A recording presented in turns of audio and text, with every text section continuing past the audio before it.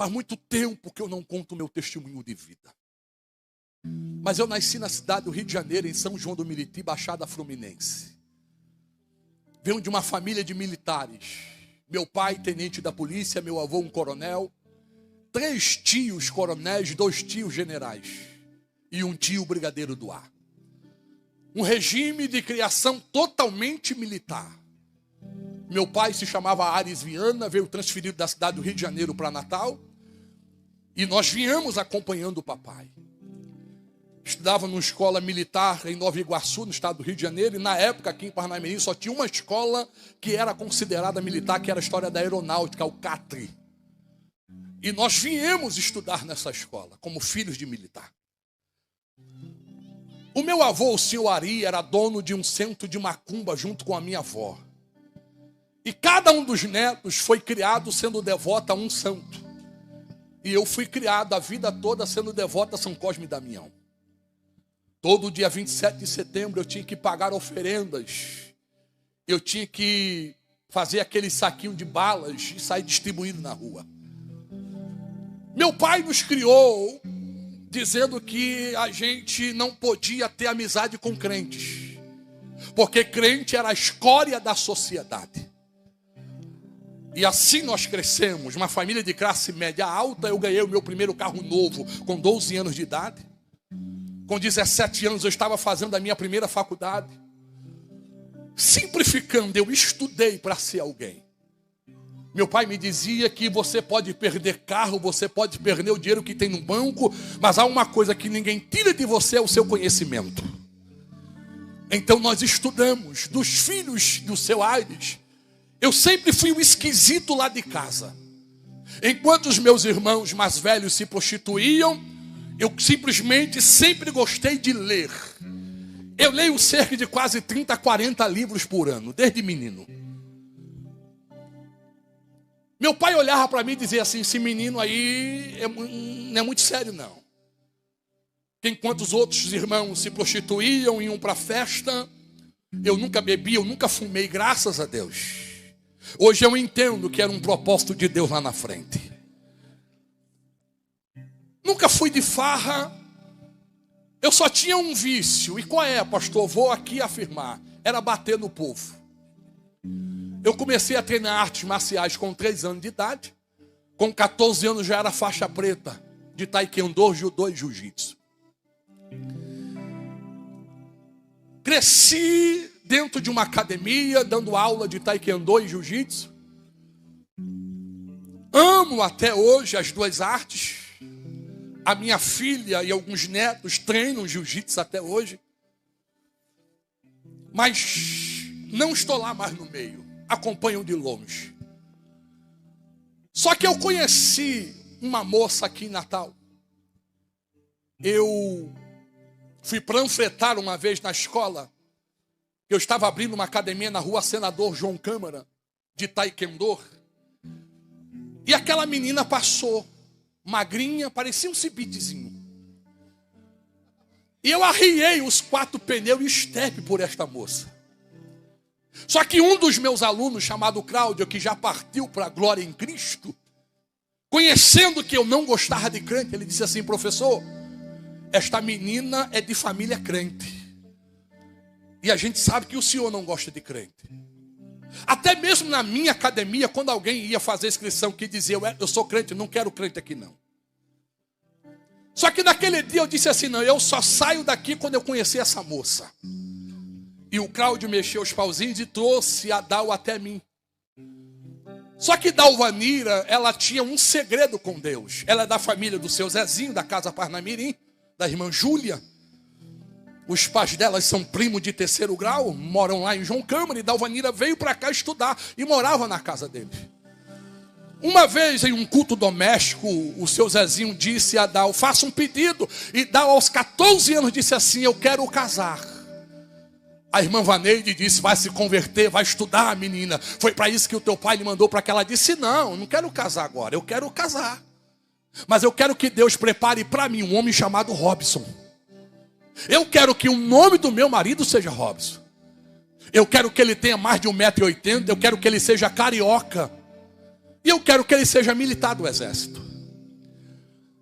No dia 11 de março, quando nós nos conhecemos, em 85, que o Cláudio disse, eu quero lhe apresentar um amigo meu, que ela chegou perto, que eu estendi a mão e disse, muito prazer, o meu nome é Robson. A neguinha segurou na minha mão e não soltou mais. Aí olhou para mim, de baixo a cima, eu sempre fui careca, e disse assim, qual é a sua altura? Eu disse 1,85 m. Ela fez, Mais uma pergunta, você é oriundo da onde? Eu disse, eu sou carioca da Gema. Ela disse, muito bem, só uma pergunta, você é militar? E eu disse, sou, do exército. A dona Júlia disse que naquele dia ela entrou em casa dizendo, mãe, acabei de conhecer o meu esposo. Só que o problema, eu amei aquela menina de início, mas como contar aos meus pais que eu estava apaixonado por uma crente? Confesso que foi difícil. Papai não aceitou, mamãe não aceitou. O grau de instrução era diferenciado, porque eu vinha de uma família da alta sociedade. Dalvanira era pai, os pais dela eram agricultores em João Câmara. Eu havia acabado de terminar um namoro com a filha do diretor do Nordestão, e agora queria namorar com a menina que o pai dela plantava batata. Mas o amor falou mais alto. Até aí tudo bem, Dalvanira nunca me chamou para ser crente. Mas ela esperou a gente casar, ela não era besta. E quando nós casamos, ela começou, nego, vamos ser crente. Eu dizia, eu nunca vou ser crente. De vez em quando ela dava facada, amor, vamos ser crente é bom. Eu nunca vou ser crente, eu não gosto de crente. A única que eu suporto ainda é você. No quartel, a minha fama se espalhou, porque cada grupo de recrutamento que entrava, eu como instrutor de educação física, eu fazia sempre questão de dizer assim, tem crente aqui no meio da tropa? Eu uso sempre esta expressão, os bichinhos inocentes pensavam que eu era crente. Aí se identificava, talvez dizendo assim, ele vai ajudar a gente. Aí quando ele se identificava, dizia, vocês vão comer o pão que o diabo amassou na minha mão.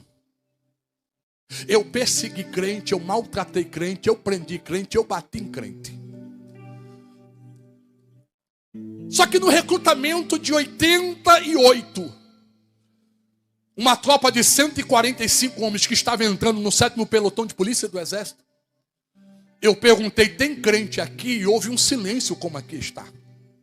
Mas de repente o silêncio foi rompido por um grito, permissão para falar. E eu gritei, saia de forma e se apresente. Aquele rapaz saiu de forma, ficou na minha frente, juntou os cachos, bateu a mão na coxa e disse, eu sou o recruta Felipe. E quero lhe dizer que eu sou crente, lavado e remido pelo sangue do Cordeiro que tira o pecado do mundo. E eu olhei para ele e disse assim, só tem você de crente? Ele disse, não, tem outros crentes aí no meio, mas estão com medo da tua fama. E eu disse, você não está com medo da minha fama? Ele disse, eu não. Eu disse, por quê? Porque eu sei a quem eu sirvo. Naquele dia eu disse, só você vai comer o pão que o diabo amassou. E ele disse, permissão para falar de novo. Eu disse, fala, Felipe. Ele disse, eu vou comer o pão que o diabo amassou na sua mão. Mas me permita fazer um gesto. E Felipe simplesmente fez isso aqui.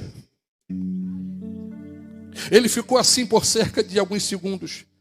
E eu olhei para o recruta e disse, ficou doido, soldado? Ele disse, não, senhor, olhe para o meu joelho, por favor. E eu olhei para o joelho dele, ele disse, a partir de hoje o teu nome estará gravado como tatuagem nos meus joelhos. E eu estarei orando em cima de ti, para que o Deus que eu sirvo tenha um encontro contigo e mude a sua história de vida. E sabe o que eu disse a ele aquele dia? A oração de crente não pega em mim. Porque eu tenho o corpo fechado por São Cosme e Damião. Eu não conhecia que a Bíblia diz lá em Apocalipse que ele tem a chave que abre qualquer porta. E a porta que ele abre, ainda que alguém tenha muita força, não consegue fechar. Ei, alá, mancho. Eu persegui aquele moço enquanto eu pude. Até que um dia eu fui convidado a acompanhar o general de brigada aqui em Natal, como segurança dele, a ir a Brasília com ele. Eu saí de casa de 4 da manhã. Morava ali na rua da delegacia. E vim subindo até a Avenida Everaldo Breves, de frente aos blocos da aeronáutica, onde tinha uma parada de ônibus, e o ônibus passava de 4h15, e eu saí de casa de 4 horas. Mas quando eu vou chegando na parada, irmã Ivete, tem uma menina lá, de 7 anos de idade, chamada Ana Luísa. E a mãe dela, quando eu entrei debaixo da marquise, estava chovendo, uma chuva fina. Lembro-me como se fosse hoje. A menina disse: mãe, este é o homem que eu sonhei. E de tanto ouvir Dalvanira dizer as coisas de crente, como Deus agia no meio dos crentes, o primeiro sentimento que desceu foi: esse negócio aí é de crente, quer ver a bomba? Fiquei do lado esquerdo da parada, elas duas do lado direito, eu aqui, olhando de rabo de olho, bem magrinho, pesava 76 quilos. De repente a mãe dizia assim: tem certeza que foi com ele que você sonhou? Ela disse: foi. E a mãe disse: vai lá que eu vou ficar aqui na intercessão. E aquela menina veio andando na minha direção, parou e disse: moço, bom dia. Eu me virei para ela pequenininha, vestidinho de chita, chinelo havaiana. Ela disse: eu não lhe conheço. E eu disse: é verdade, mas o Deus que eu sirvo lhe conhece, e me mandou aqui lhe dar um recado. E eu olhei para ela e disse: você é crente? Ela disse: eu falei: eu não gosto de crente. Ela disse: eu não perguntei isso. Eu dei um passo para trás e falei: a Selene pequena é atrevida, né? Ela riu, olhou para a mãe e disse: eu tenho um recado de Deus para você. E eu disse: eu não quero receber recado de Deus. Ela olhou para a mãe dela, aquele olhar que você pede socorro sem sair uma palavra da sua boca. A mãe dela entendeu, se levantou e disse: moço, bom dia. Essa menina que os teus olhos menosprezam tem 7 anos de idade. O meu esposo é militar, que nem o senhor está de serviço hoje. Lá em casa somos eu, ela e um filho que ficou dormindo. Mas desde as 2 da manhã que esta menina acordou, foi ao meu quarto e disse: mãe, Deus me deu um sonho. E no sonho tinha um homem. E este homem vai estar de 4 horas da manhã na parada de ônibus de frente aos blocos da aeronáutica, na rua Everaldo Breves. E Deus mandou eu ir lá. E eu creio naquilo que Deus fala com a minha filha, porque ela foi batizada com o Espírito Santo desde os 5 anos de idade. Não custa nada o senhor ouvir ela. Eu disse: pode falar. A menina deu um passinho para frente, ajeitou o vestido, apontou o dedo para mim: Deus manda lhe dizer que vai lhe quebrar. Eu disse: como é que é? Você sabe quem eu sou? Ela disse: não. Eu falei: eu vou lhe dizer, sua atrevida. Eu sou faixa preta de taekwondo, judô e jiu-jitsu. Eu já fui segurança do Papa João Paulo II por 1 ano e meio. Eu fiz um curso de atirador de elite na SWAT dos Estados Unidos. Eu sou sniper brasileiro. Eu nunca apanhei de ninguém. Ela riu e disse assim: você pode ser o que você quer, mas quando meu Deus descer e lhe encontrar, Ele vai lhe quebrar. E sabe qual foi a minha resposta a ela? Duvido. Eu nunca apanhei de ninguém. Ela disse: vamos ver se Ele não vai lhe quebrar. Passei 15 dias em Brasília com aquilo na mente: Deus vai lhe quebrar, Deus vai lhe quebrar, Deus vai lhe quebrar. Voltei, Dalvanira preparou aquela janta. Eu sentado na mesa jantando, eu disse: nega, deixa eu lhe dizer uma coisa. Me encontrei com uma crentezinha baixinha, atrevida e magra. E não é que ela veio com uma história que Deus vai me quebrar.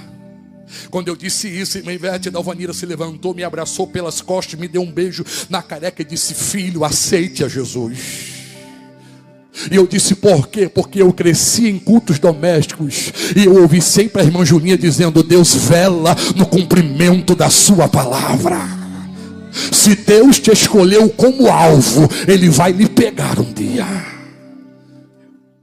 E eu simplesmente tirei a mão de Dalvanira e disse: perdi a fome. E Deus que apareça. Parece que você não conhece mais o homem que tem dentro de casa. Só que 6 meses depois, lá está eu indo para o quartel.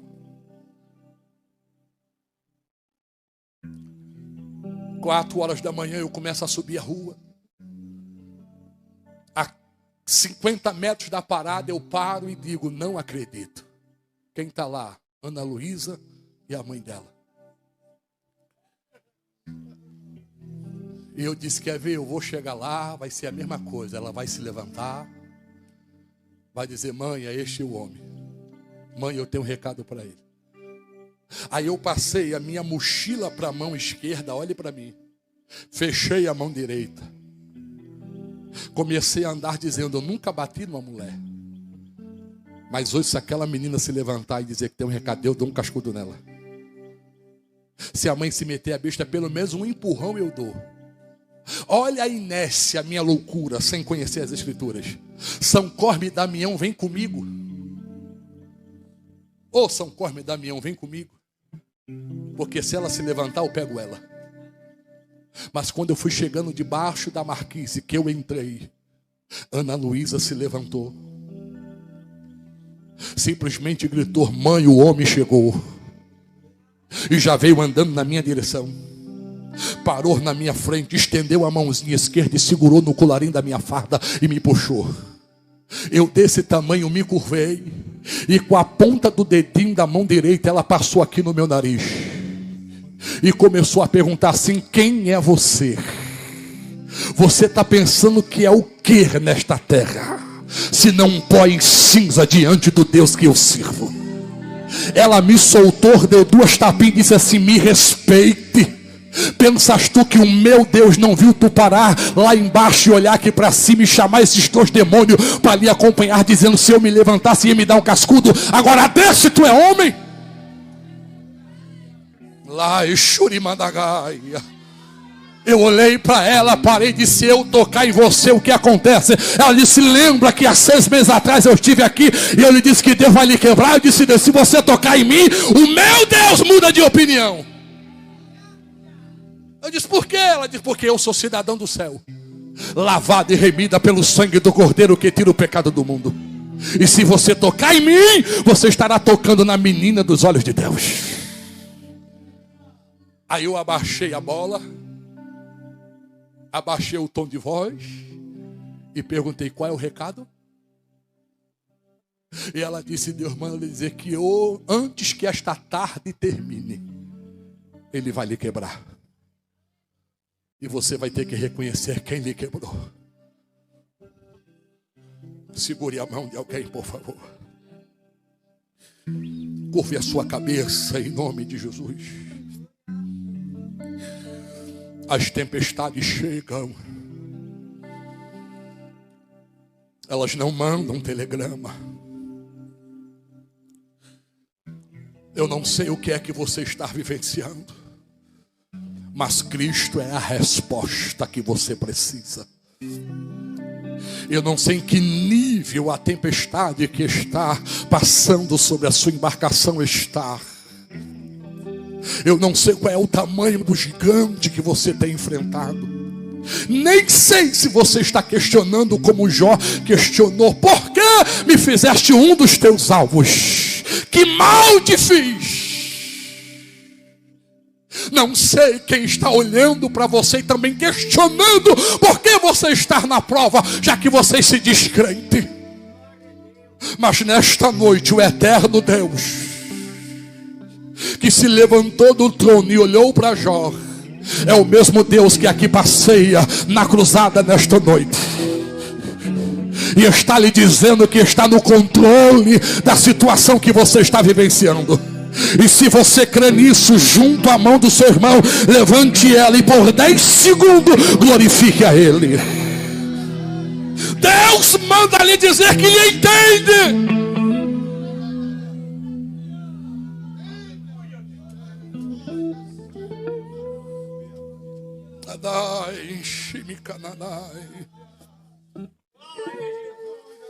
Deus sabe que você às vezes demonstra um sorriso para as pessoas que estão ao seu redor, mas por dentro está sangrando. Deus sabe, irmão, que há perguntas que você tem feito e a resposta ainda não veio.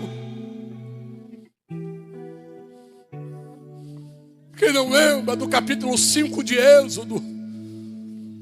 Por Porque não há afirmado o versículo 1 ao 5, quando a Bíblia diz que Moisés e Arão vão falar a Faraó.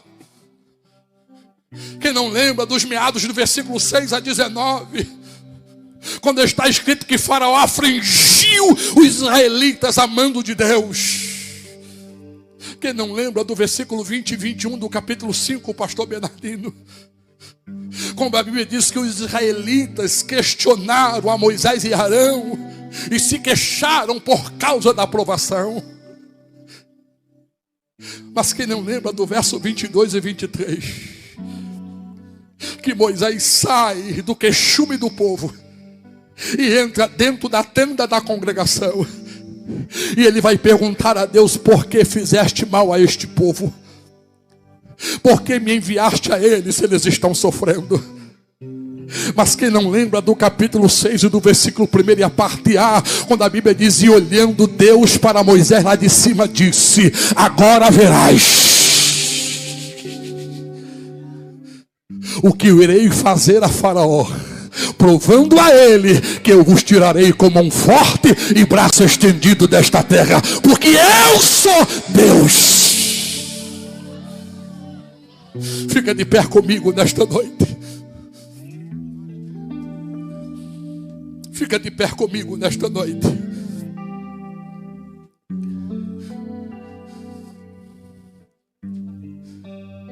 Você sabe o que é ser provado?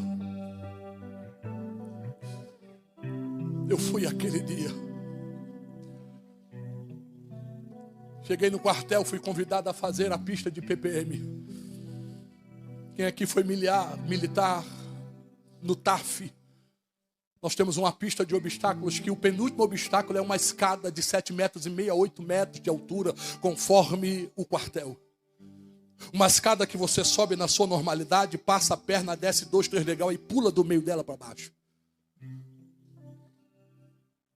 Mas eu sempre fui doido. Sempre subia, passava a perna e pulava lá de cima, e sempre deu certo. Mas naquele dia, quando eu subi, que eu passei a perna, é para quem crê, eu vi uma mão aparecer. E essa mão só encostou em mim.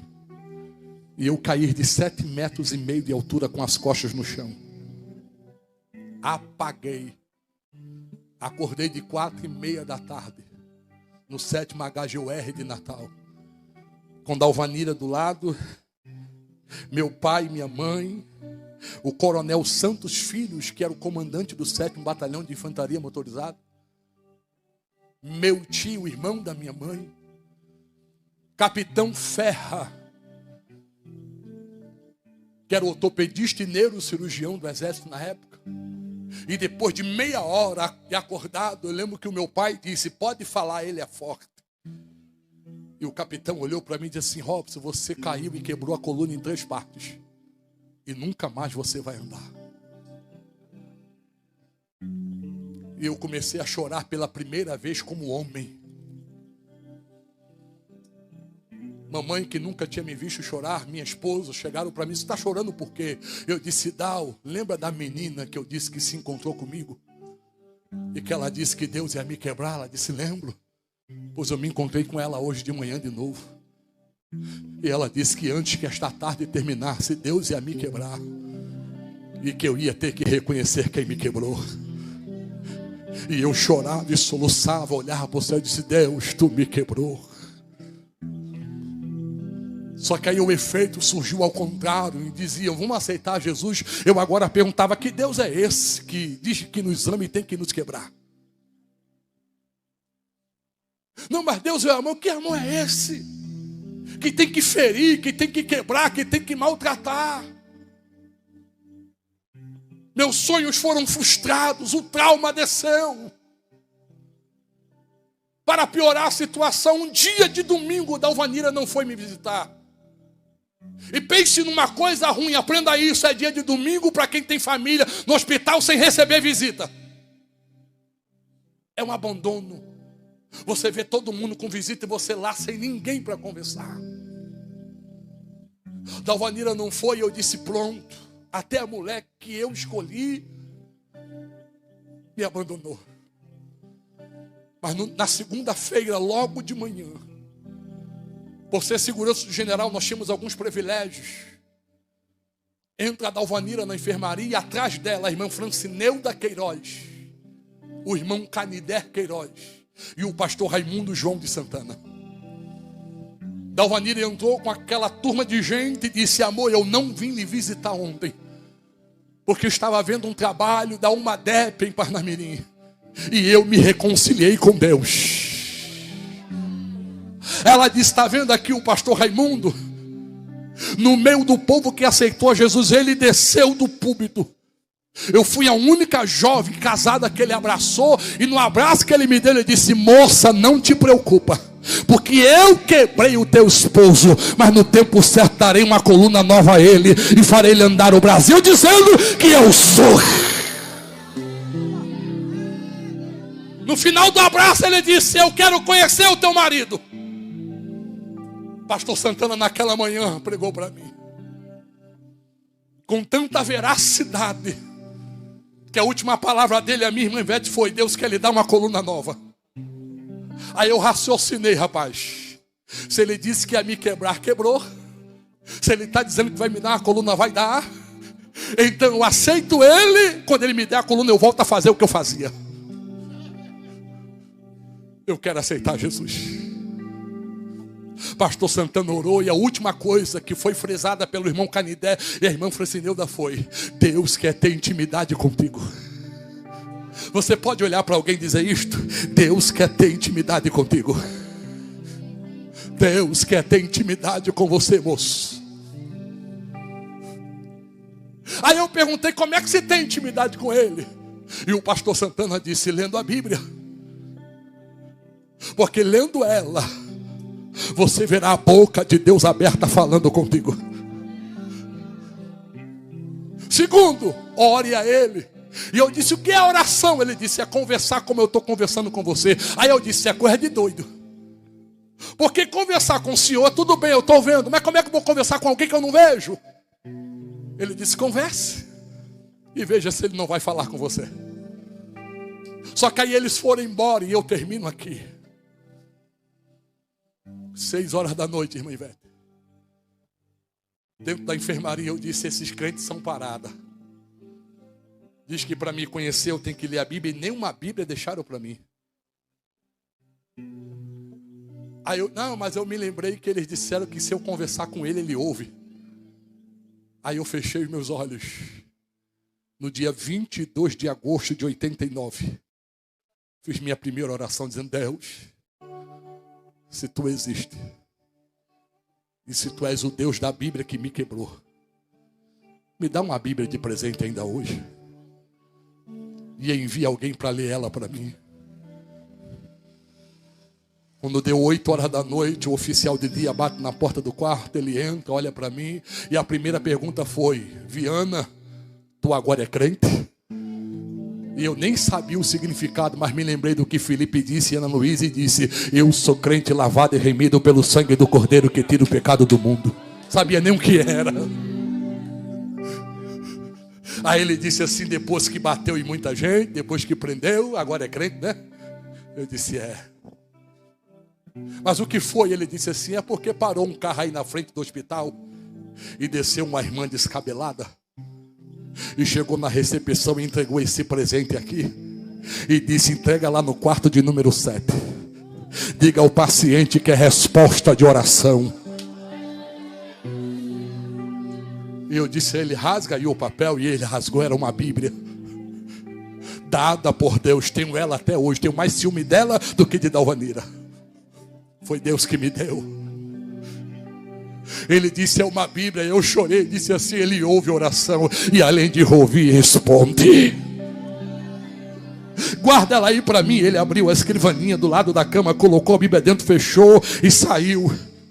Deu 9, deu 10, deu 11 da noite. Eu disse: Deus, quem vai ler a Bíblia para mim? De repente o tenente bate na porta, o oficial de dia olha e diz: Viana, não veio ninguém da tua família dormir com você? Eu disse: não. Ele disse: então você vai me fazer um favor. Eu disse: qual? Tem um soldado aí que levou um tiro lá na Praia do Meio. E o hospital está lotado, já é mais de 11 horas, a gente não quer reportar ele para outra unidade. Então deixa ele dormir aqui no seu quarto, amanhã a gente vê para onde vai mandar ele. E eu disse, pode trazer o rapaz. Quando trouxeram o rapaz na cadeira de roda, que ele entrou no quarto, que ele olhou para a cama, ele disparou em línguas estranhas. Quem era? Felipe.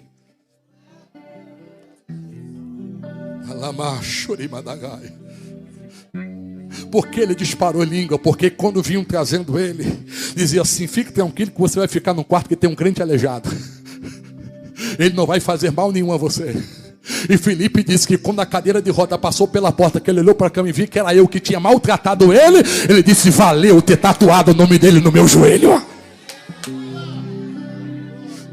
Quando colocaram ele do lado da minha cama, que a porta fechou, eu só ouvi o gemido, misturado com línguas estranhas que eu não sabia o que era. Arregalei os olhos. Quando eu vi Felipe, estava do lado da minha cama, abrindo a gaveta, pegando a Bíblia, se escorando na cama e disse assim, Deus lhe ama tanto, que me permitiu levar um tiro, para que eu estivesse aqui lendo as Escrituras para ti. Ei, lá na mão, Shuribadai. Levante a sua mão mais alto que puder comigo na noite deste dia. Por 10 segundos, eu sei que você consegue. Bota para fora aquele glória a Deus e aleluia, que já não saia mais. Você está de boca fechada ainda por quê? Eu não sei quais são os traumas que você carrega. E a palavra trauma é oriundo da palavra ferida no grego. Já no contexto psicológico, o trauma é considerado uma ferida forte, ou uma interferência suficiente capaz de não permitir deixar você sonhar mais. Mas o Deus que aqui está passeando nesta cruzada, manda lhe dizer que Ele é a resposta para a tempestade que você está enfrentando. A última palavra vem dele.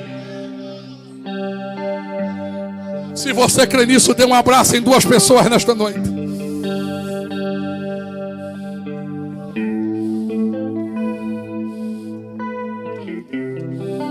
Eita! Eita! Eita!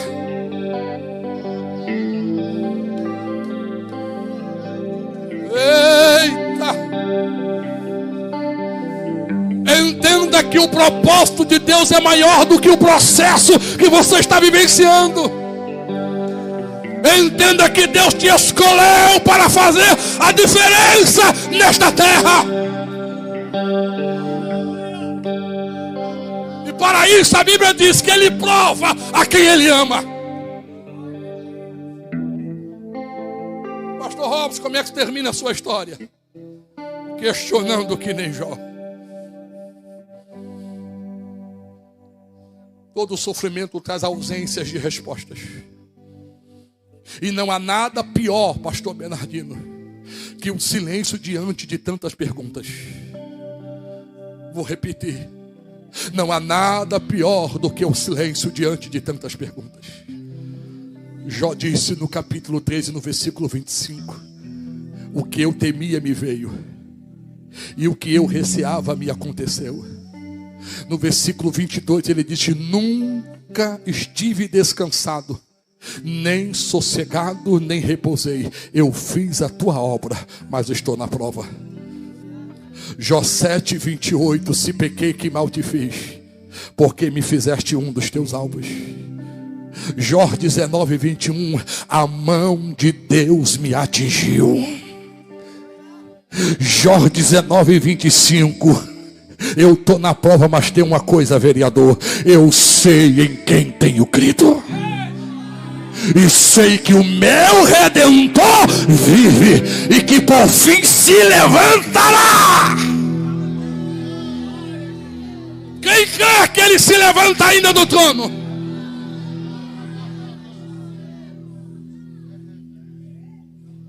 Deixa eu orar por você.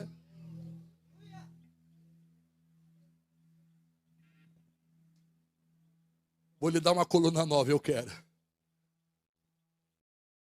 Se for tão rápido como ele disse que ia me quebrar e quebrou, eu pego a coluna e volto a fazer o que eu fazia. Mas sabe quanto tempo eu fiquei de cadeira de roda? 2 anos. E dá o do meu lado. Em 2 anos eu li a Bíblia 3 vezes. Hoje eu já li ela 39 vezes. E continuo lendo. Porque continuo curioso para saber quem me quebrou.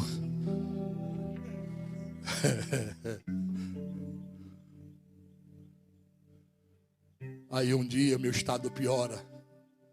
1,85 m, fiquei com 46 quilos em cima de uma cadeira de roda. Osso coberto por pele. E o general aqui de Natal conseguiu um neurocirurgião. Eu estava na cidade do Rio de Janeiro dando um simpósio de neurocirurgia para que ele viesse ao estado de Recife, porque Natal não tinha condições. E eu fui transferido de Natal para Recife para ser examinado por aquele neurocirurgião, Dr. Carlos Bralen. Só que eu pensei assim, eu vou de avião. Só que aí eu fui de ambulância. Só que a ambulância saindo de Tirol tinha que passar em Parnamirim. E eu disse, passa lá em casa. Morava do lado do Fotolira. Para me ver minha esposa, talvez eu não volte. Eu sempre tive medo de hospital. E Dalvanira juntou uma turma de crente para me esperar na porta de casa, irmã velha. E quando a ambulância falou que a porta se abriu, o filho do doutor Samuel, um jovem também chamado Samuel, 14 anos de idade, pulou dentro da ambulância, colocou a mão no meu peito e diz, assim diz o Senhor, está indo a esta viagem, entrarás naquele hospital, mas a partir de hoje conte 45 dias, porque o Senhor te fará pular que nem bezerro novo, e o nome dele será glorificado dentro daquele hospital. A porta fechou, seguimos viagem. Cheguei em Abreu e Lima, no 7º HGUR de Abreu e Lima, Recife, às 3h30 da tarde. O horário de visita terminava às 4h. E quando eu estou no leito de uma enfermaria, eu questionei, falei, não, eu quero um quarto particular, como eu tinha lá em Natal. Aí Deus falou comigo, ei rapaz, fique quieto, quem manda em você agora sou eu. O que eu tenho que fazer, eu tenho que fazer na frente de todo mundo. Então fique aqui, se aquiete. Parei de questionar, me colocaram num leito com 70 outros homens. Quando de repente, faltando 5 minutos para as 4, entra um jovem, vindo do círculo de oração de Abreu e Lima, chamado Ismael. Aquele jovem entra na enfermaria correndo, vai direto à minha cama, coloca a mão no meu peito e diz, assim diz o Senhor. Como lhe disse ele na saída de Natal, te diz ele na chegada nesse estado. Dentro de 45 dias pulará que nem bezerro novo. E eu estarei aqui para pular contigo e dizer que só o Senhor é Deus.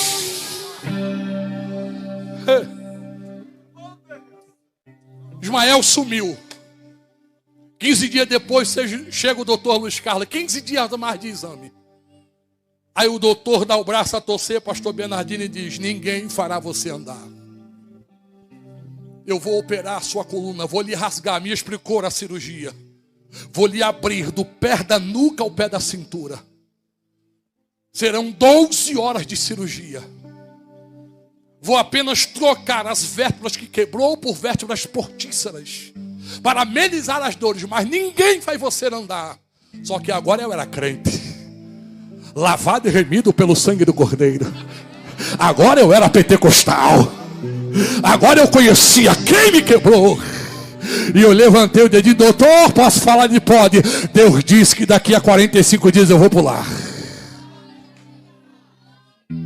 Doutor Luiz Carlos se afastou e disse assim, deixa eu lhe dizer uma coisa. Eu falei, diga, eu não gosto de crente. Eu disse, deixa eu lhe dizer outra. Eu também dizia isso, mas agora ando cantando, sou um dos tais, sou um dos tais, sou um dos tais. Doutor Carlos disse, olha, vou lhe tratar como paciente comum e você me trata como seu médico. Vamos deixar esse negócio de crente. Eu falei, não posso mais. Eu agora tenho que falar do amor dele.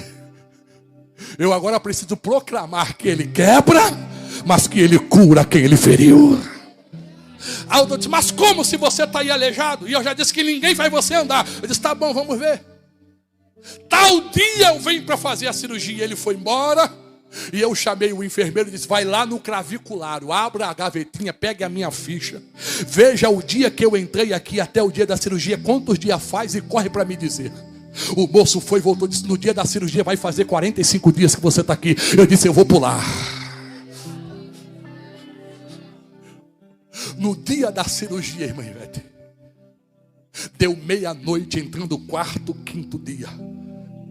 De meia-noite aos 3 eu comecei a dar glória. Glória a Deus. Aleluia. Papai está aqui. Ele chegou.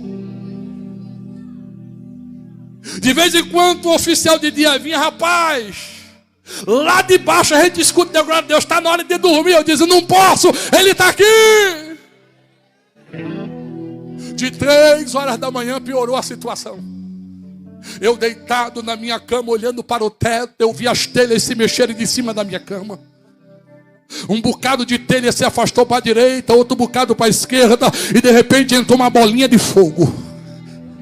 Passou pelaquele buraco, arrodeou a enfermaria todinha, parou em cima da minha cama, cresceu um pouquinho, e de dentro dela saiu uma voz que dizia assim: eu cheguei para te socorrer. Aí naquele dia Deus me disse assim: vou eu te dar uma coluna nova, para tapar a boca dos teus pais e dos teus avós, que já lhe benzeram, que já trouxeram mãe de Ná, e ninguém fez você andar. Pensas tu que eu não vejo quando teu pai diz à tua mãe: ele agora é crente, e mesmo sendo crente está lá aleijado, o que adiantou ser crente? Mas eu vou dar a minha resposta como silêncio. Mas no dia, quem vai fazer o milagre sou eu. Aí Deus me disse: está vendo o médico que veio lhe operar? Eu persigo a ele há 22 anos. E há 22 anos ele nega a minha existência. Mas eu vou provar para ele que ele nunca fez ninguém andar. Mas eu vou fazer você pular na frente dele, usando a própria boca dele. E eu agora conversando com Deus: como vai ser isso? E Deus disse: médico nenhum, pastor Bernardino é da área da enfermagem, vem buscar o doente na enfermaria para levar para a sala de cirurgia. É os enfermeiros que vêm, preparam, e o médico vai com uma junta médica e vai lá para a sala de cirurgia esperar ele. Mas eu vou fazer o Dr. Luiz Carlos entrar aqui na enfermaria. Eu vou fazer ele arrodear a sua cama junto com os médicos que vão lhe observar. E nesta hora eu vou criar uma situação que ele vai olhar para ti e vai dizer: se tu é crente, e se o teu Deus que aqui está pode lhe curar, que ele faça você pular daí agora. E nesta hora, veja o que eu vou fazer. 6 da manhã, o enfermeiro chegou para me pegar. Me deram um banho de gato, botaram aquela roupa que atrás a gente fica peladão. Quando deu 6h40, o enfermeiro me colocaram noutra cama e disseram: vamos. Quando ele disse vamos, quem entra na enfermaria é o Dr. Luiz Carlos, com uma prancheta debaixo do braço, acompanhado por outros 3 médicos. O enfermeiro olhou: o que você está fazendo aqui? Ele disse: não sei, eu vim olhar o crente aí. E conversando comigo, ele disse: está nervoso? Eu disse: não, porque eu vou pular. Homem, tu está com essa história ainda? Eu disse: eu vou pular. Ele disse: homem, ninguém vai fazer você andar. Eu falei: vai. Quem? Eu falei: ele está aqui. Quando ele disse vamos, aí um grito entrou. A enfermaria tinha 2 portas imensas, e da porta do lado direito, mais perto do meu leito, uma voz gritou assim: eu cheguei e vim pular com você. Quando eu dei uma olhadinha assim de rabo de olho, quem estava lá? Ismael, de paletó e gravata, com a Bíblia debaixo do braço e já assim na porta. É hoje. Deus mandou eu vir pular com você, é hoje. Aí o médico olhou e disse: que bagunça é essa aqui? Hospital militar, 7 da manhã, não é o horário de visita. Por onde esse moleque passou? O enfermeiro soltou a cama. Quer que eu bote ele para fora? O médico disse: bote. O enfermeiro deu um passo, deu dois, deu três, parou. Olhou para Ismael pulando, olhou para mim na cama e falou: doutor, eu sou afastado do evangelho e já quero voltar para Jesus, porque eu estou sentindo a presença dele aqui dentro, coisa que eu não sentia há muitos anos. E o enfermeiro disse: vai acontecer um milagre aqui na manhã deste dia.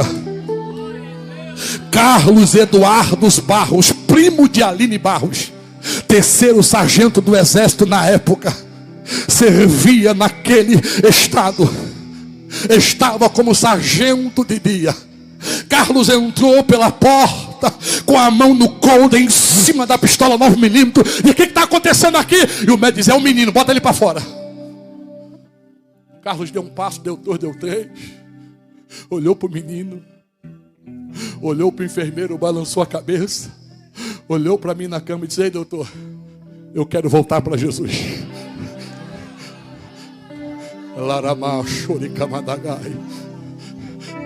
Aí o médico disse: tá bom, estou entendendo. Todo mundo se afasta da cama dele. Se é o teu Deus que me persegue há 22 anos, se é ele que lhe feriu e que é ele que quer lhe colocar de pé, que ele faça você pular daí agora. Mal ele fechou a boca, eu já estava correndo na enfermaria dizendo: só o Senhor é Deus, só o Senhor é Deus. Só que enquanto eu corria, Ismael entrou, subiu em cima da minha cama, abriu a Bíblia em Números capítulo 23, versículo 11, e começou a pregar: Deus não é homem para que minta, nem filho do homem para que se arrependa. Porventura falaria o Senhor e não cumpriria.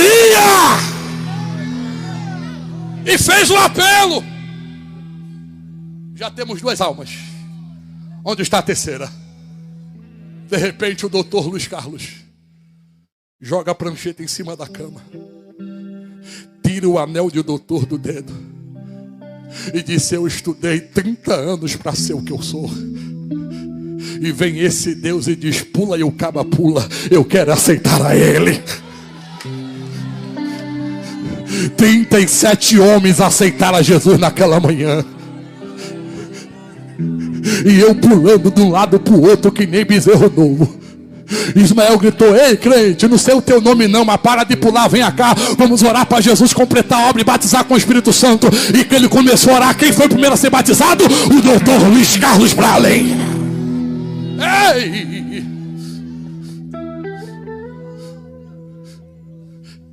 Pela última vez, dê um abraço em alguém.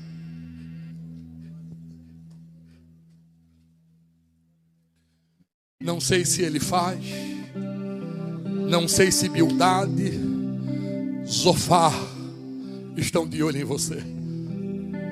Porque quem tem amigos como estes não precisa de inimigo. Porque vem apenas para questionar o estado que você está. É por isso que no capítulo 35, no versículo 4, Deus está dizendo para Jó o que está dizendo para você: foi até hoje que questionaram o motivo da tua prova, mas a partir de hoje te darei resposta. E a quem está lhe observando também ouvirá a resposta que eu vou lhe dar. Quem entende e sente que Jesus está aqui, levante a mão. Glorifique a Ele por 10 segundos, vai. 10, 9, 8, 7, lá, xeremedeha, 6, 5. Onde está a primeira pessoa a se render a Jesus nesta noite? Sai do seu lugar e vem para cá. 4, você está de boca fechada ainda porque eu sei que tem alguém aqui que precisa se reconciliar com Ele. Pare de questionar porque isso ou aquilo. Simplesmente aceite o processo, porque o propósito será maior do que ele. 3.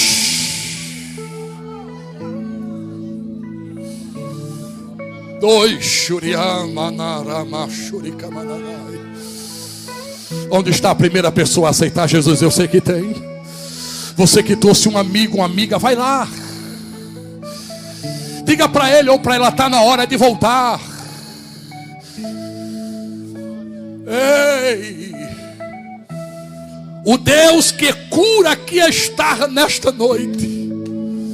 Eu vou repetir para ver se você dá um glória. O Deus que fere é o Deus que liga. Vai fugir até quando? Vai se esconder até quando?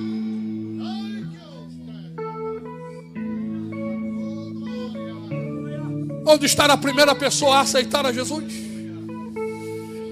Ali está vindo a primeira, ali está vindo a segunda. É para você dar glória, irmão. Onde está a terceira pessoa? Eu sei que tem. Ei lá em Shurimanaragá, Suricomanagaia. Ei, por mais que você esteja sendo provado, por mais que você não esteja entendendo o motivo desta provação, Deus está gritando em plena praça pública aqui em Corre do São Mateus. Não desista de sonhar, mulher. A tua casa vai servir a Jesus. Onde está a terceira pessoa? Eu sei que tem. Sonhar nos motiva. Sonhar nos direciona. Sonhar faz a vida ter sentido. Sonhar faz a vida ter sabor.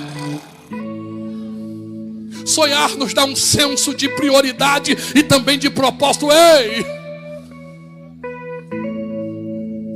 Você, camisa preta com a mão curvada, vem para Jesus.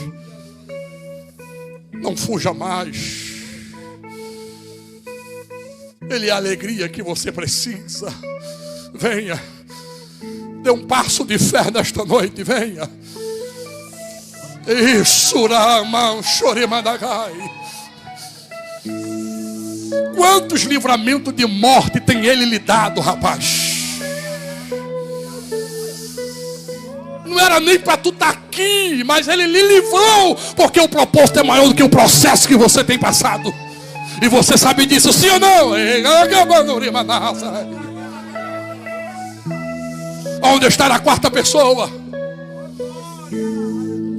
Aonde está uma quarta pessoa? Eu sei que tem. Se a igreja começar a orar e começar a glorificar, correntes estarão sendo quebradas. Nós vamos saquear o inferno nesta noite e dizer que Cristo é a resposta que você precisa. Aleluia. Onde está a quarta pessoa? Lá está vindo a quarta pessoa. Se você crê que tem mais, joga a mão para cima, abra a boca e dê a melhor glória que você puder. Onde está a quinta pessoa? Vocês aqui do meu lado esquerdo na calçada não querem se render a Jesus? Vão se esconder dele até quando, sabendo que ele é o caminho, a verdade e a vida? E não é a primeira vez que vocês ouçam falar dele. Está na hora de reatar esta aliança. Aleluia. Onde está a quinta pessoa? Eu não vou insistir. Pastor Bernardino, puxa já meu paletó. Aqueles que estão enfermos e creem que Jesus cura, corre aqui para o meu lado esquerdo. Aqueles que estão enfermos e creem que Jesus cura e que a última palavra vem dele, corre aqui para o meu lado esquerdo. Oh, aleluia. Glória a Deus. Glória a Deus. O Deus que aqui está, moço, ele chama a existência aquilo que não existe pelo seu próprio nome. Está vivo porque o teu nome estava debaixo do joelho de alguém, lhe cobrindo de oração, esperando este dia chegar.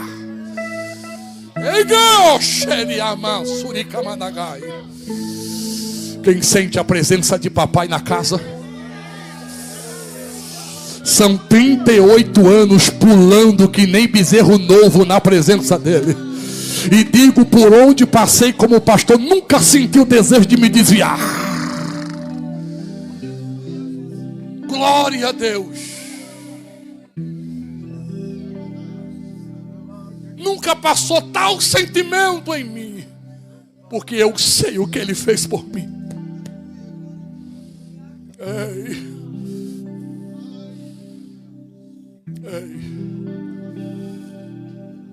Eu vou orar por essas pessoas que aqui estão aceitando a Cristo. Pastor Bernardo, faz muito tempo que eu não conto o meu testemunho de vida.